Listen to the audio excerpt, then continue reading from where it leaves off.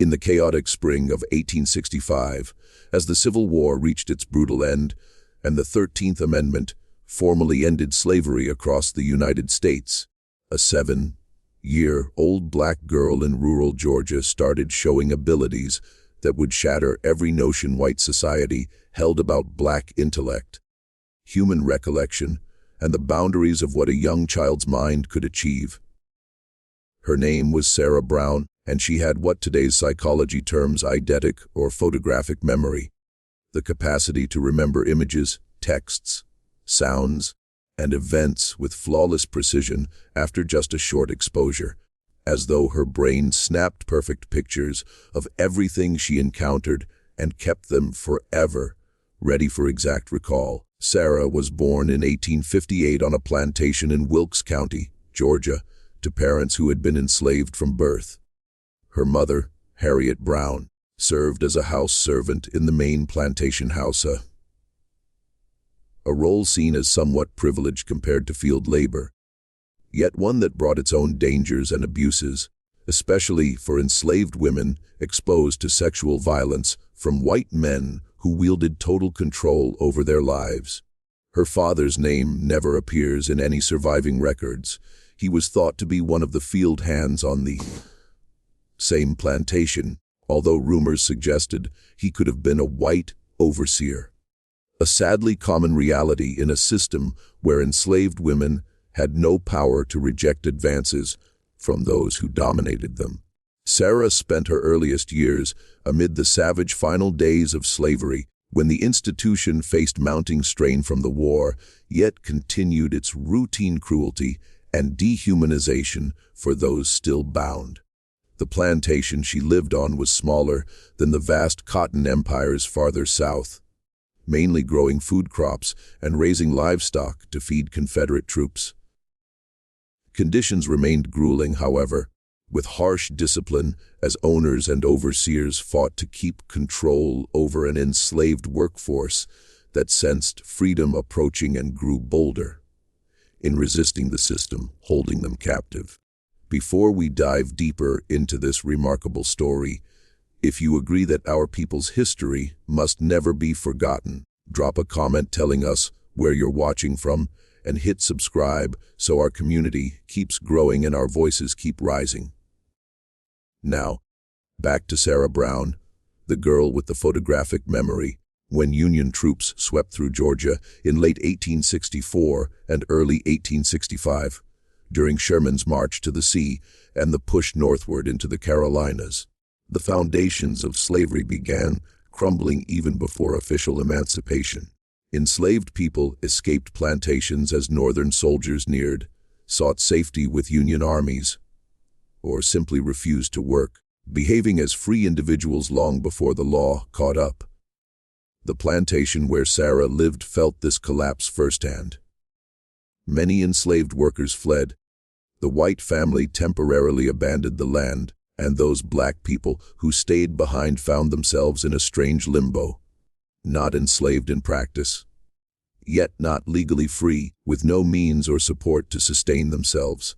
When formal emancipation arrived in 1865, Sarah was 7, old enough to retain vivid memories of bondage, old enough to carry its trauma and have seen its brutality, but young enough that her growth and learning would mostly unfold in the flawed new era of freedom. Like many freed people with nowhere else to turn and no resources to relocate, Harriet and Sarah stayed in Wilkes County. They relocated to Washington, Georgia, the county seat, where a growing settlement of formerly enslaved black people formed as they gathered for safety, mutual aid, and the chance to forge new lives. Life there in 1865 to 1866 was fragile and harsh for freed black residents. Jobs were rare and poorly paid, if they existed at all. White townspeople resented black freedom and black presence, using threats and violence to push them out or coerce them into work that mirrored slavery in all but name. The Freedmen's Bureau, meant to help formerly enslaved people navigate freedom, had little presence and fewer resources to provide food, housing, work, schooling, or protection from attack. Harriet earned a meager living as a laundress and domestic servant for white households, scraping together just enough for her and Sarah to survive in a single-room cabin within the black enclave. She toiled from dawn past dusk, hauling heavy wet laundry, heating water over open flames in any weather. Exhausting, body-breaking work that ravaged her health and aged her prematurely. Yet she persevered, driven by the fierce hope that Sarah would have chances denied to her under slavery. Chances for a different, better life. The greatest of these chances, the one symbolizing dignity, hope, and possibility for freed black people, was education. Under slavery, teaching enslaved people to read or write had been illegal across most southern states. Literacy was feared by enslavers and prized by the enslaved as a dangerous form of power that undermined the control slavery required. Those who could read might encounter abolitionist writings, forge passes to flee, or communicate beyond overseers' reach. So it was outlawed and punished savagely. Whippings, mutilation, sale away from family for learners, legal and social ruin for teachers. But emancipation unleashed a profound thirst for learning among freed people. Adults long denied letters sought them eagerly. Parents fought to give their children what they themselves had missed. Reading and writing became acts of reclaiming humanity, exercising freedom, seizing power long withheld. Black communities built schools with almost nothing, meeting in churches, homes, any spare space, using scavenged or donated materials, studying by candle or firelight after grueling workdays.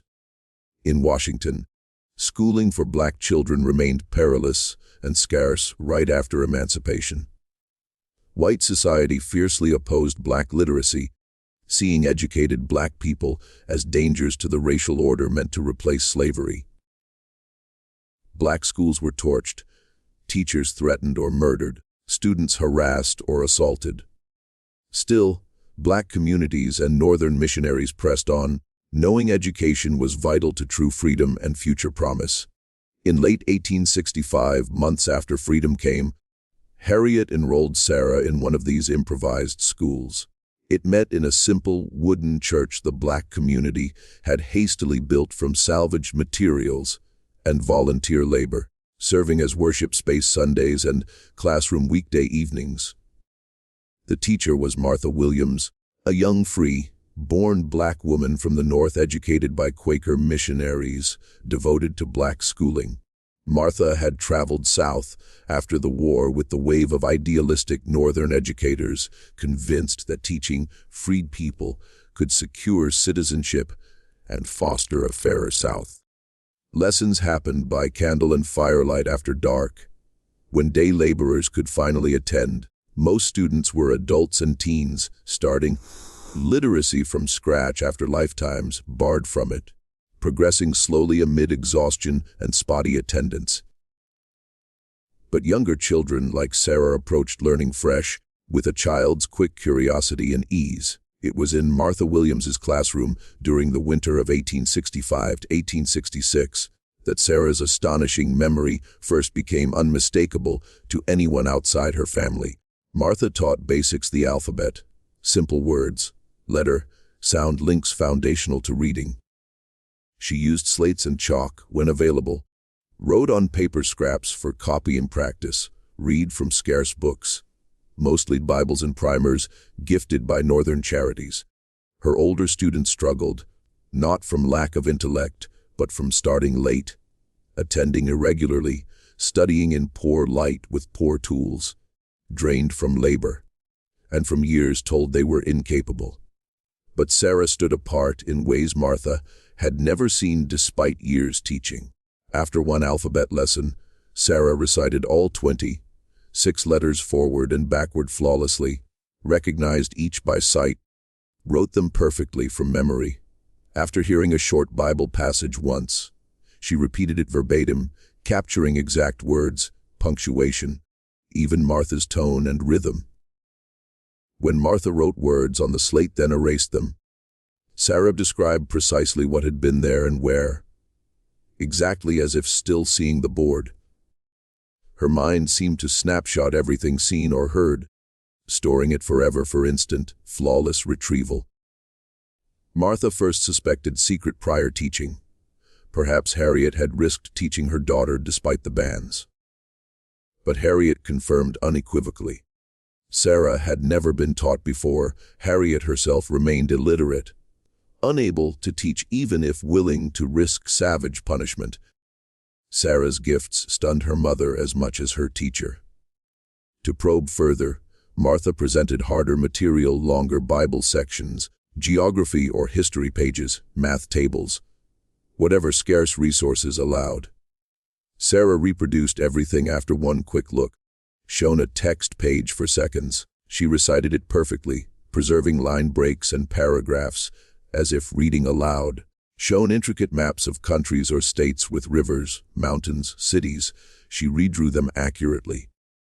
Shapes, positions, tiny details like borders, compass roses, label fonts. Shown book illustrations, she recreated them faithfully, catching subtle shading, proportion, perspective most overlook.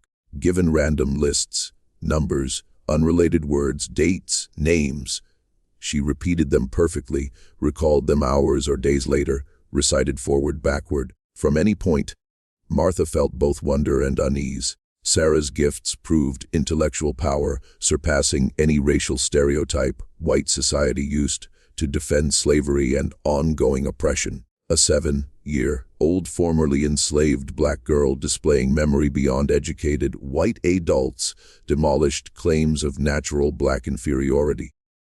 Yet Martha knew such brilliance in a black child would attract peril in Reconstruction Georgia. Exceptional black talent threatened white views, inviting study, exploitation, or hostility. In a society viewing black excellence as danger to supremacy, Sarah's memory risked harm more than reward. Martha consulted black community elders, ministers, teachers, survivors skilled at navigating Southern dangers. All agreed, keep Sarah's abilities quiet. Nurture them privately, but avoid public display or talk beyond the community to shield her from destructive attention. This guarded secrecy held only months before events thrust Sarah's gifts into the open, forever altering her life and creating one of Reconstruction's most troubling, least-known tales of exploited and buried genius. In spring 1866, a white doctor named Charles Morrison arrived in Washington, Georgia, on Freedmen's Bureau business assessing freed people's health and conditions. From Pennsylvania, a former Union surgeon, he saw himself as sympathetic to black advancement. Though his kindness was patronizing, laced with the era's near universal white assumptions of black inferiority, even among emancipation supporters. His duties included examining patients, documenting hardships, reporting needs. Visiting Washington's black settlement, he chanced upon Martha's evening class. Curious about educational efforts, he saw Sarah perform, reciting long passages after one hearing, recreating maps and diagrams, answering questions on briefly seen material. Stunned, he saw scientific potential warranting deeper study. He asked Harriet for permission to test Sarah systematically, document what seemed a rare eidetic case. Harriet hesitated deeply, sensing white interest in black people was rarely harmless. Risking spectacle, removal, uncontrollable exploitation. Her life taught that white attention spelled danger. But Morrison held bureau authority, refusing risked peril in 1866 when black rights remained fragile. He promised respect, brief local exams, Harriet's presence, no harm or separation, framing it as advancing science and proof of black intellect for equality. Feeling cornered, Harriet consented. Over weeks that spring, Morrison tested extensively with available materials: medical texts, anatomical drawings, random lists, photos. Sarah excelled consistently, perfect text, recall including formatting quirks, faithful image reproduction, flawless delayed recall of nonsense data. Her memory appeared truly photographic, accessing internal snapshots rather than reconstructed abstractions.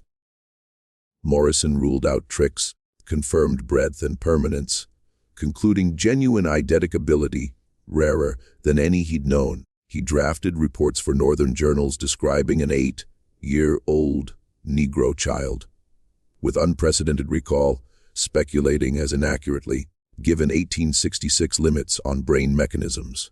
But scientific zeal soon turned exploitative.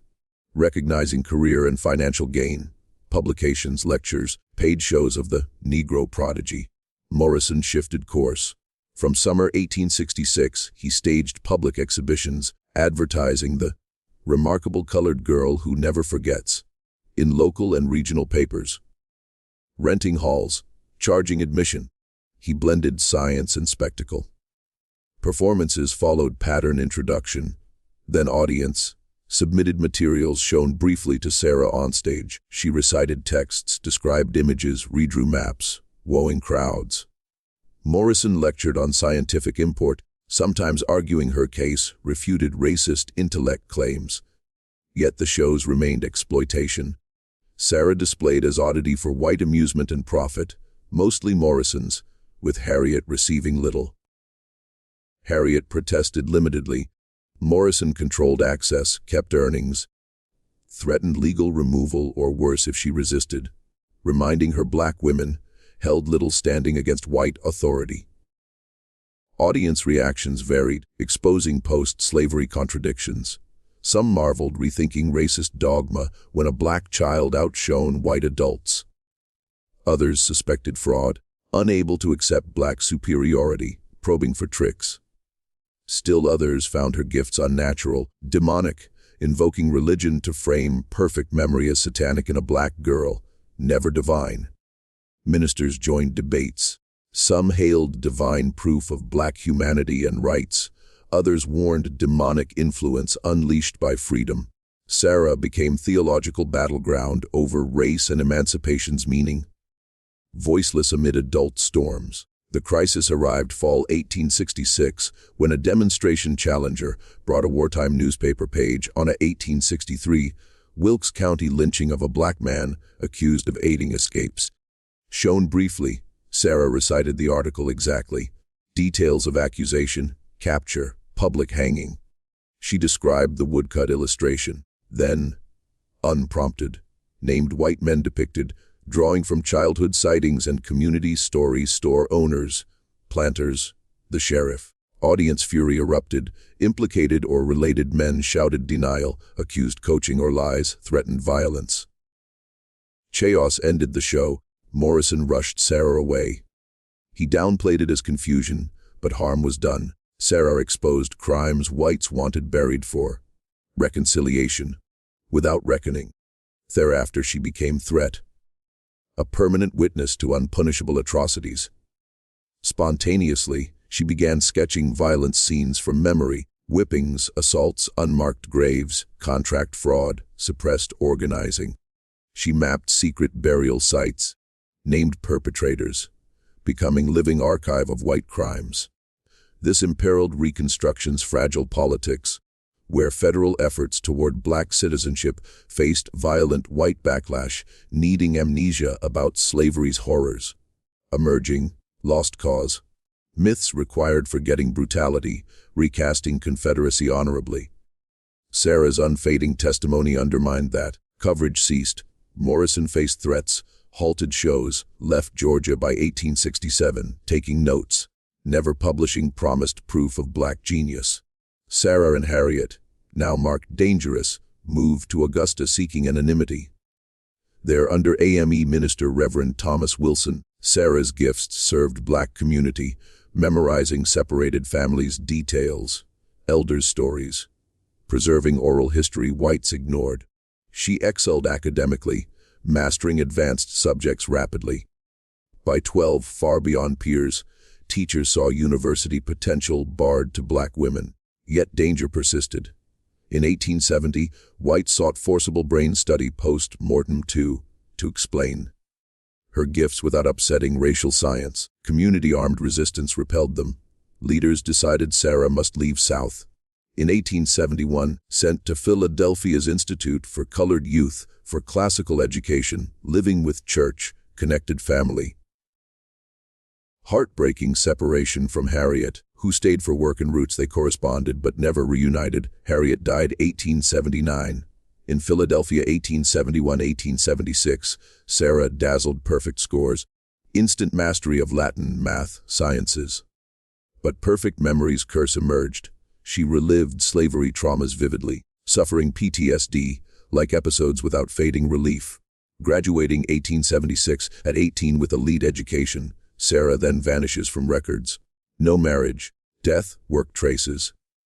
Possible young death, suicide from burden, name change for anonymity, or hidden violence's institutionalization. Her story survived in black, kept fragments, photo, letters. Reverend Wilson's journal praising her as living archive, yet noting her curse of unforgettable horror. Teacher Martha Williams wrote presently, "Whites feared not the child but the history she carried. Truth dangerous to power built on lies." Modern experts affirm likely genuine eidetic memory. Her case shows how black genius threatening white supremacy was exploited, endangered, suppressed. Sarah deserved celebration, instead faced erasure. What are your thoughts on Sarah Brown's remarkable, yet tragic story? Do you think she truly had photographic memory? Why was her case buried, and why her disappearance? Have family tales of gifted ancestors exploited rather than uplifted? Share below. If this moved you, subscribe, turn on notifications, share, so we honor suppressed black brilliance by refusing to let such truths fade. Sarah's perfect memory became burden in a nation desperate to forget the truths only she could never erase. Keep her story alive by remembering.